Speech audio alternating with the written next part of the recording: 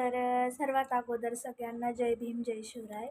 तर असंच डोक्यात आलं कारण काय होतंय माझ्या नवऱ्याला असं वाटतंय, की आईचं ऐकून मी असं वागते, संसाराचं असं झालं, तसं झालं.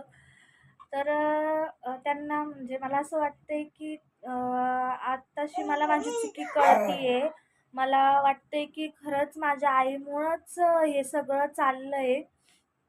तर त्यांना हे वाटतंय, की मी आईचं ऐकते, आईचं ऐकलं म्हणून असं झालं. तर बरोबरच वाटतंय त्यांना. कदाचित मला आत्ताशी माझी चुकी कळतीये. मी माझ्या आईचं ऐकायला नव्हतं पाहिजे खरं म्हणजे. मी माझ्या आईचं ऐकलं ना, म्हणून तुमच्यासारख्या बालिश बुद्धीच्या माणसासोबत लग्न केलं. नाहीतर आहे ना, मी एखादा समजदार माणूस बघितला असता. पण मी माझ्या आईचं ऐकलं. माझ्या आईने मला कायम सांगत राहिली, की चांगला मुलगा आहे, समजदार आहे, ड्रिंक वगैरे करत नाही, कसलं व्यसन नाहीये, चांगलं आहे, खूप चांगलं होईल, असं होईल, तसं होईल. तर तिथंच मी माझ्या आईचं नव्हतं ऐकायला पाहिजे. तिथं ऐकलं म्हणून माझं नुकसान झालं, माझं वाटोळं झालं. पण आता नाही, आता मी आईचं ऐकणार नाहीये. आईमुळं झालंय ना, तर आईच हे नीट करणार, व्यवस्थित करणार.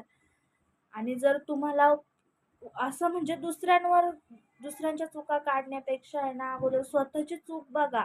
कुठं चुकतंय, काय चुकतंय, आपण कसं वागतोय, कसं नाही. आणि नंतर मग माझ्याकडं बोट करा, माझ्या आईकडं बोट करा. मी एवढी बावळट किंवा वेडी नाहीये, की आईचं ऐकून काही करल.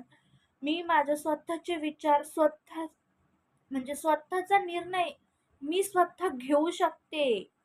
असं कोणाचं ऐकून मी काही पण वागायला येडी नाहीये. फक्त मी लग्नाचा एवढा मोठा डिसिजन, एवढा मोठा निर्णय, माझ्या आयुष्याचा निर्णय मी माझ्या आईवर सोपवून दिला. तिथंच माझी चूक झाली. पण आता नाही. आता मी माझे निर्णय स्वतः घेणार.